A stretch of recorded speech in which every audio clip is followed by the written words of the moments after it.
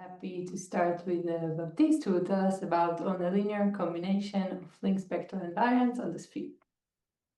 Okay, thank you, Pazit, for the introduction, and thanks for having me here. So as the title suggests, I will talk about some linear combination of linked spectral invariants on the sphere. All of this is based on joint work with Ibrahim Trifa. So, okay, okay, now it works. Yes. So what's the plan for today? We'll start some introduction. I will talk about Hofer geometry, Lagrangian Hofer geometry. I will give some example and the definition of the linked spectral invariants, rough definition. Then I will state the main result, and if time permits, I will sketch some proof. So let's start with beginning. So we have M omega. It's a symplectic manifold, so that means that omega is a closed non-degenerate two-form. And to a Hamiltonian, which is just a time-dependent, smooth time-dependent function on the manifold, I can associate some Hamilton vector field, which is just defined by the contraction with this Hamilton vector field with this symplectic form. Is just the differential of the Hamiltonian. And now I can integrate this flow. It's going to preserve my symplectic form. And the set of time one maps of these flows form a group that's called the group of Hamilton diffeomorphisms, and I will denote it Ham of MW. It's very standard. We can define, so what's Hofer geometry? So we can define the length of some Hamiltonian isotopy by just integrating on time the oscillation of H over the manifold. And we can then try to descend this to the group of Hamilton diffeomorphism. And we say that the Hofer norm of some Hamilton diffeomorphism phi is the infimum of the length of all the path that connects it to the identity. Hamilton path that connects it to the identity. So some propositions. So this is a pseudo-norm. So in particular, the Hofer norm of the composition of two elements is smaller than the sum of their Hofer norms.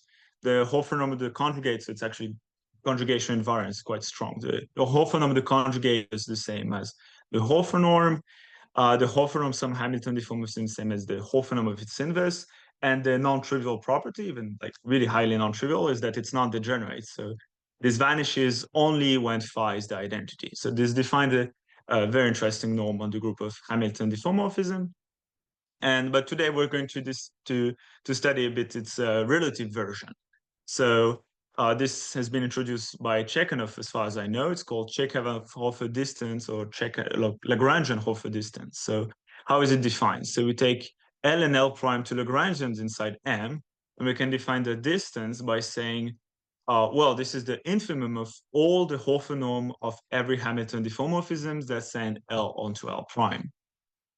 This defines well, distance, but we don't even know actually if it's really non-degenerate or not. But it's a theorem of Chekhov that tells us that whenever M is geometrically bounded, then, oh, I don't know what's happening. Oh, sorry, just cancel this, sorry. Then when M is geometrically bounded, then the Hofer norm, this Hofer distance is non-degenerate. It's not always true, but it turns out it's mostly true. And kind of the motivating question around this is like, what is this Lagrangian Hofer diameter? So I have Lagrangian inside some symplectic manifold. I can look at all the Lagrangian Hamiltonian isotopic to it, and I wonder like, what's the diameter of this thing? So let's start with like the maybe simplest example. So we have our symplectic manifold just R2, and we have some Lagrangian here, just a loop. So it encloses an area, and the space of all Lagrangian that are Hamilton isotopic to this one is just the thing, all the loops that enclose the same area. So it turns out here the diameter is finite. So why? So let me take some L prime that is just Hamilton isotopic to L, which just means that they enclose the same area here. Well, how do I manage to find something that from L to L prime that has only like small bounded energy? So the trick is I take L second, that is disjoint from both of them, that is Hamilton isotopic to both of them, and I just need to find a way to go from L to L second And then I will manage to do L second to L prime. And if all of this is in bounded time, in bounded energy from L to L second, then I manage to do it for L second and L prime. So how do you manage to do that for L and L second? Well, the purple dotted line may have given away, but you just say that this little purple thing is symplectomorphic to this blob. And this blob, now it's very easy to actually do stuff. I just have to rotate. I just rotate this. But this cost me only finite amount of energy, bounded just by the area of L. So I can do that for L to L second and L second to L prime. And all in all, I have just bounded of a diameter. Let me go another example. So now I have just like a bounded cylinder and I take a fiber L. Well, it turns out here, if I look at things that are Hamilton isotopic to it, then the diameter is infinite. So how? Well, this is a slightly problem. It's not exactly Hamilton isotopic, this L prime, but it represents what I want to show. If I do L prime, that unit C wraps around itself, then this little blob will have like a lot of area. Even though the cylinder has finite area, this little blob can carry a lot of infinite area. So how do I show that the Hofer distance between L and L prime is big? Well, okay. Then what do? I can just like go to the universal cover, and now I have a little blob here, like a huge blob. So actually, my picture is bad. I should have also a blob on the other side. But now that I have this huge blob, then the Hofer energy is at least the area of this blob by the energy capacity inequality. And in particular, in this case, the diameter is infinite. Let me say two other words. So here you have this case of the disk with an equator. So it's also unbounded, and it's due to Kanevsky. Here we have a disk and a bunch of little blobs around, at least two of them. They all have the same area, and the complement has less areas than one of the blobs. So then it's also unbounded, and this is due to Trifa. Other cases, so there's the higher dimensional case of this diameter in the disk. So it's due to Seyfadini.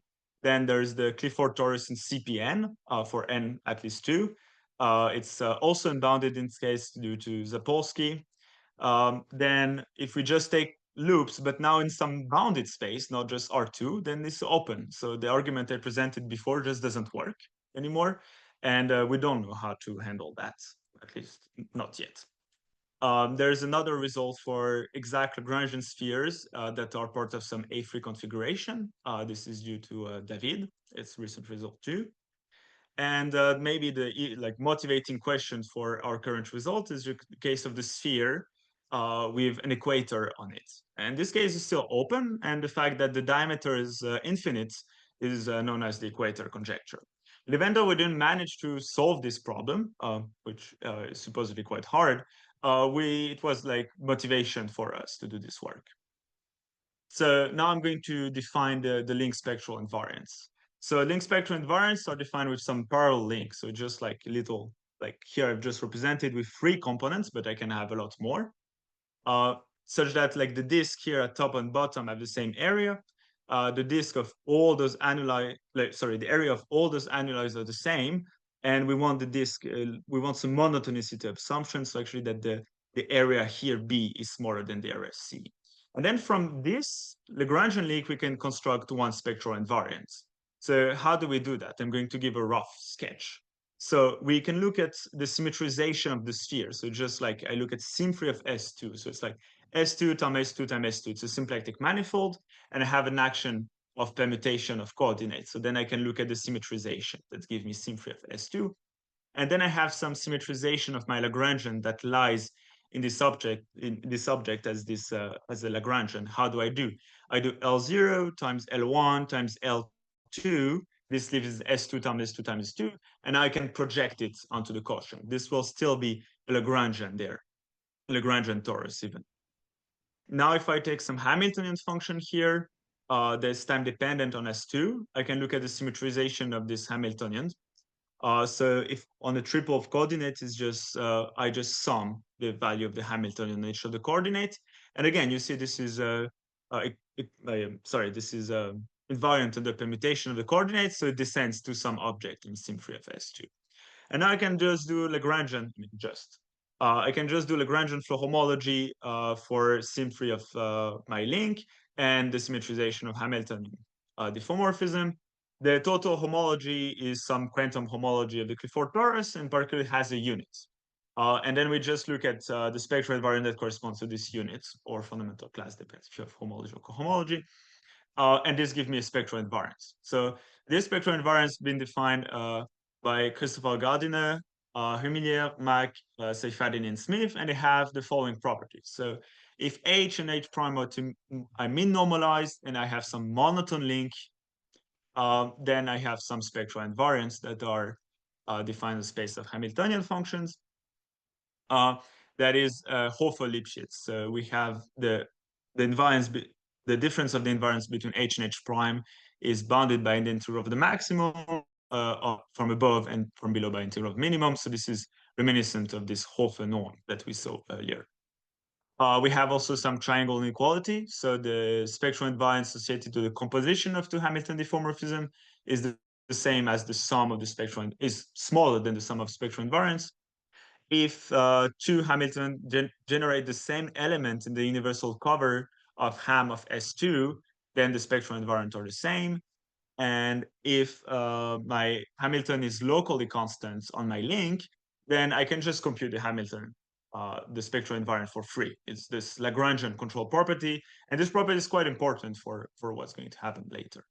So from this, I can homogenize, let's say that CL is quasimorphism.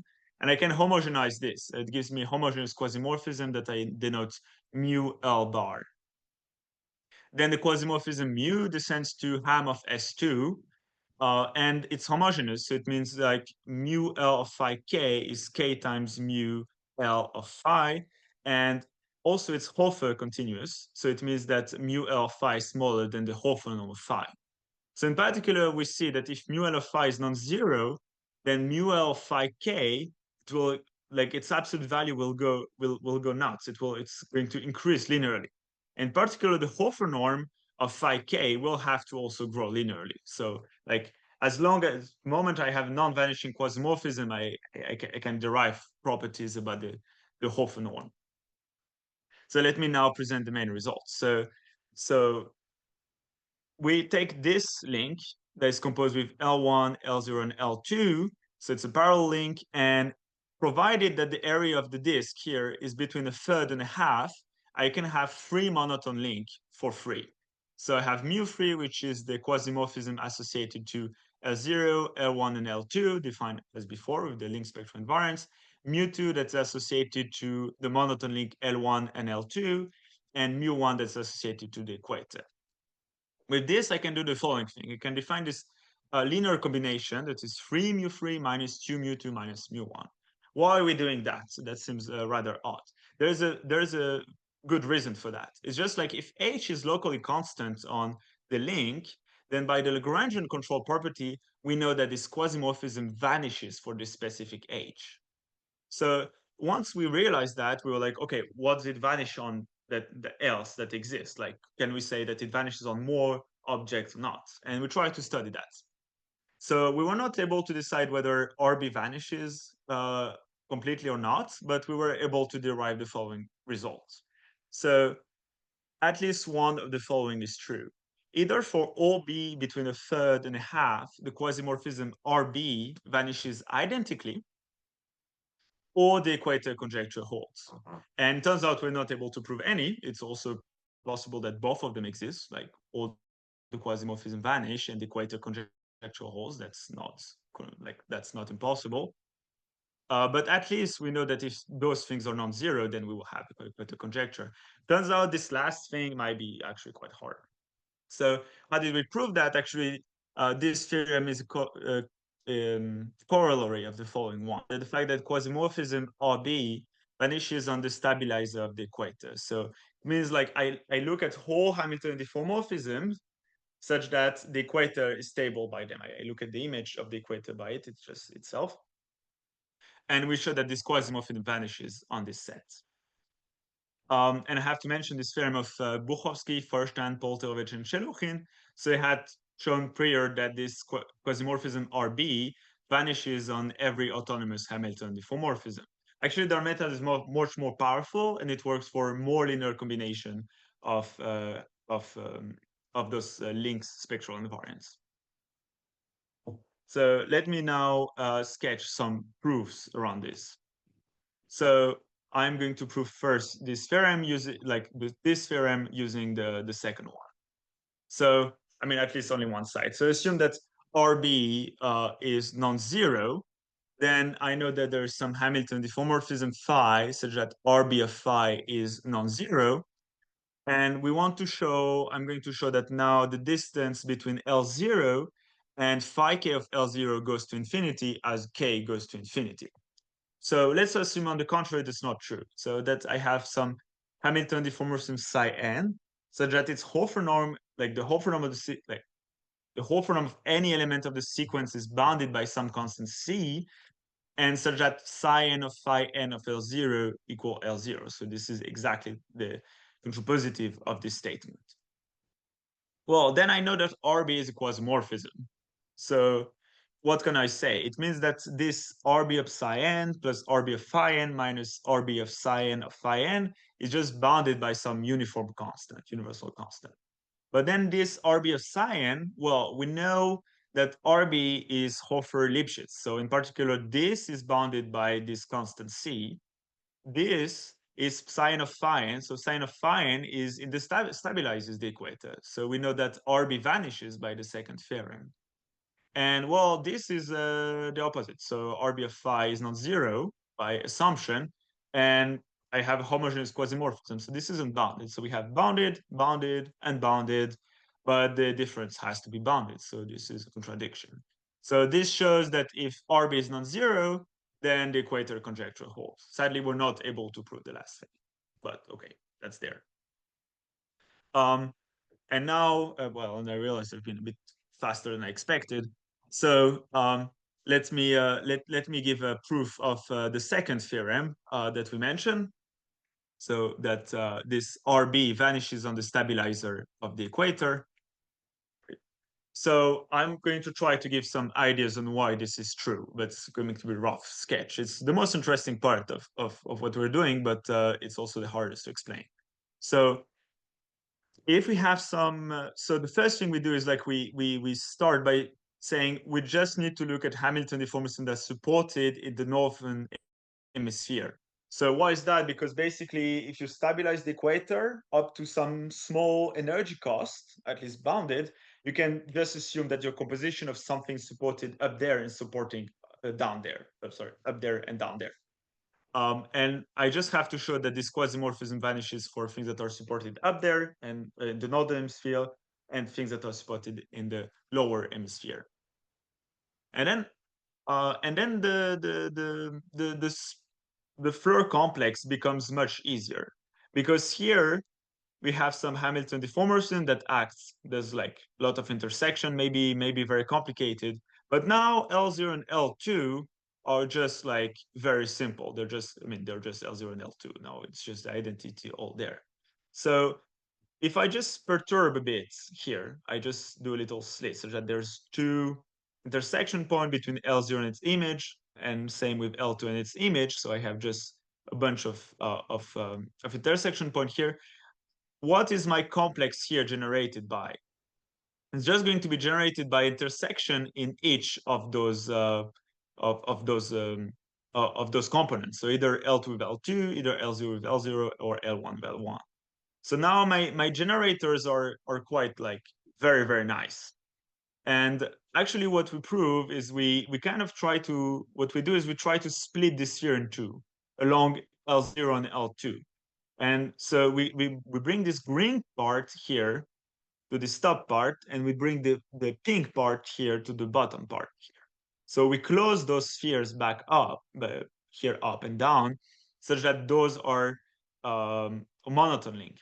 And then we show that on the level filtered module, we have an isomorphism between the Floer complex here that has L1, L0, and L2, and on the other hand, the tensor product of L1 prime, L0 prime, and the Floer complex with L0 prime and L1 prime, and the Floer complex with L2 prime. So we have this filtered module isomorphism between the two. But the issue there is like it might not be working well with respect to differential. It might not be an isomorphism of complexes. And sadly, we're not able to show exactly that it's an isomorphism of complexes, but it turns out we have just enough things to derive some inequality that allows us to do the thing. And the key technical ingredient is to do some neck stretching. So there is some neck stretching that's introduced by Osvat and Sabo in their paper on Hegel for homology, and we do two neck stretching, and we try to analyze what's happening after those two neck stretching, and somehow that's enough for us to derive this theorem. Okay, that's it for me. Thank you for attention. So thank you, Baptiste. Any questions?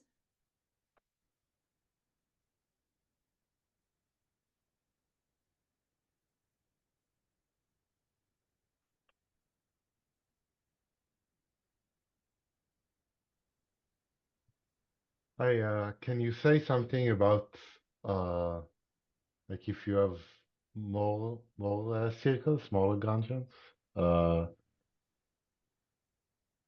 So we wish, but we're not able to do anything. So the issue is the following. So let me come back a bit to this definition here. Okay.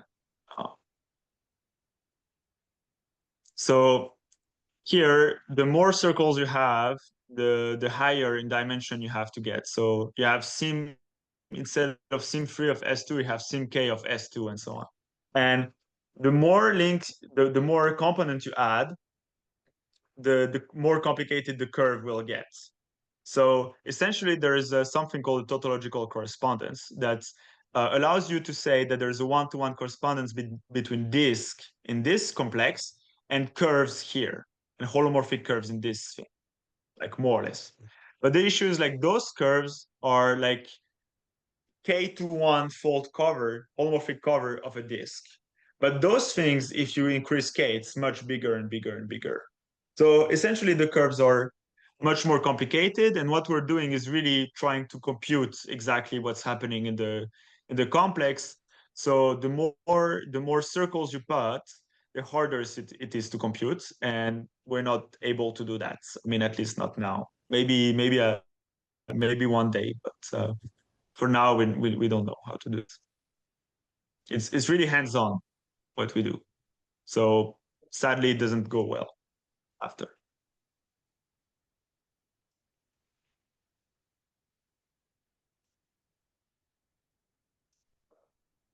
Thank you. I have another question. So, do you have any idea of where an example for Hamiltonian that this quasimorphism won't vanish on will come from? Like, So no, I don't know. So I know that Adrian David has some quasimorphism and some Hamiltonian that are somewhat interesting. But no, I don't know. So the problem is like such Hamiltonian has to be somewhat complicated. So it cannot be autonomous, we know that. And it has to have other things, like it has to have positive topological entropy. So this is a result of Emilia building on some earlier result of Kanevsky, which is like very, very surprising. So you need a thing that is somewhat kind of complicated. I don't know exactly. I mean, I don't know. I have no idea. I don't even know if it should vanish or not. I have to say. So the issue, if you want to show it vanishes completely, is that if you look at the complexes that we build our quasimorphism on, like already they don't have. If you look at the action of the action, the Novikov action, this thing like this, I don't know how to say it, but we have this. You have this Novikov ring, and it had this element acts by decreasing the action, and this action is not the same in each of the complex we consider. So actually, if you want to show that the quasimorphism vanish, like the total thing, it's really weird. Like, I don't know exactly how you would derive that directly. So we bypass it because actually in our case, one of the quasimorphism is just essentially trivial. So we just are dealing with two other complexes that have now the same monotonicity constant, and now we can do stuff.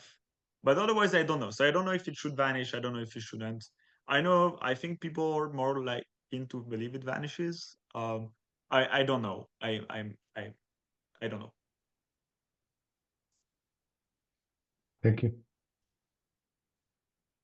Okay, so thank you, Baptiste. I guess we can